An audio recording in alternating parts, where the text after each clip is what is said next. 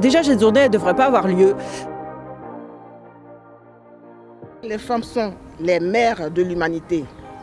J'attends plus de reconnaissance aux droits des femmes. Ce serait bien si elle n'avait pas lieu, mais malheureusement elle a lieu parce qu'il y a des injustices envers les femmes de par le monde, hein. Justice sur le travail, sur le droit à l'avortement, sur le droit à l'éducation. Je pense qu'il n'y a pas de petits combats, que ça passe de l'écriture inclusive à la réflexion sur les théories du genre et tout ça. Je pense qu'en fait tous les combats, quels qu'ils soient, sont importants parce que c'est plein de petites pierres à l'édifice de l'égalité. Et donc tout est important, il n'y a pas de sujet plus important qu'un autre, il faut tout mener de front et avec enthousiasme. Voilà, donc c'est fait pour mettre ça au grand jour et puis aussi pour travailler pour des solutions ou des projets qui puissent diminuer cette discrimination. C'est aussi une journée où on peut faire le point en fait, de ce qui a été fait et de tout ce qu'il nous reste à faire. Pour visibiliser les luttes qu'il faut encore mener, parce que tout n'est pas gagné, mais aussi de se rappeler les victoires qu'il y a eu, parce qu'il y a du chemin. Alors, la femme que je trouve le plus inspirante au jour d'aujourd'hui, c'est Simone Veil. Pourquoi ? Parce qu'elle a énormément fait pour la condition féminine. Simone Veil qui a fait adopter la loi qui dépénalisait le recours à l'IVG pendant qu'elle était ministre de la Santé.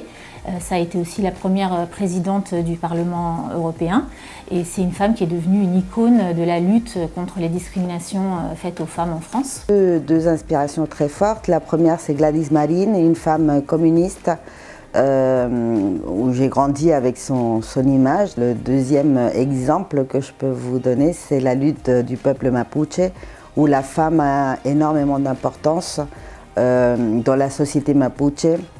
C'est celle qui garde les savoirs et qui transmet.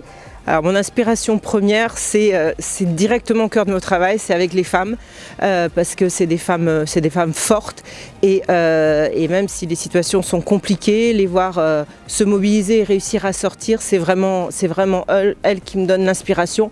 Alors en figure de femme, je trouve inspirante à peu près toutes les femmes du monde, mais en particulier ma mère, car c'est elle qui m'a montré en fait le monde tel qu'il était, c'est elle qui m'a porté. Quand j'avais 15 ans, ma mère a repris ses études et elle s'est spécialisée en sciences de l'éducation avec un axe sur le féminisme.